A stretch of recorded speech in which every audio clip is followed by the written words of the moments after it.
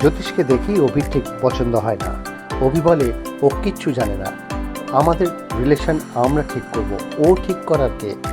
বলে ঠাম্মিকে সে বলতে থাকে যে এই লোকটাকে এখনই সরিয়ে দাও এখান থেকে, এই লোকটাকে চলে যেতে বলো। তখন ঠাম্মি বলে না, ও খুব বড় জ্যোতিষ, ও যা বলবে তাই মানা হবে আজ থেকে। তখন জ্যোতিষ বলে যে আমি অনেক কিছু জানি, সবাই মিলে জ্যোতিষের কথা শুনে বলে যে আজ থেকে তোমরা আলাদা থাকবে। অভি বলে যে এটা বাজে কথা বলো না, কিন্তু ঠাম্মি সেসব মানতে চায় না। ঠাম্মি কান্নাকাটি শুরু করে দেয়। ছুটি ঠাম্মিকে বলে যে ঠাম্মি তুমি চিন্তা করো না, আমি তোমায় কথা দিচ্ছি আমরা আলাদাই থাকবো। তারপর হঠাৎ ঝুমকির মাথায় কি মতলব ঢোকে, সে একটা কলা খেয়ে কলার খোসা ছুঁড়ে ফেলে দেয় যাতে ছুটি পা পিছলে পড়ে যায়।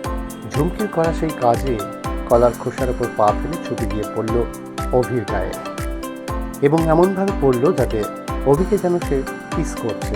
সেই দেখে সকলে অবাক হয়ে যায়। আর সেই কলার খোসায় পা পিছলে সোজা দরজার বাইরে গিয়ে পড়ে ঝুমকি। তখন অভির মা বলে ভগবানই ঠিক করে দিল কে ঘরে থাকবে আর কে বাইরে থাকবে। সিরিয়ালের আরও নানান খবর জানার জন্য দেখতে থাকুন এক ক্লিকে বিনোদন।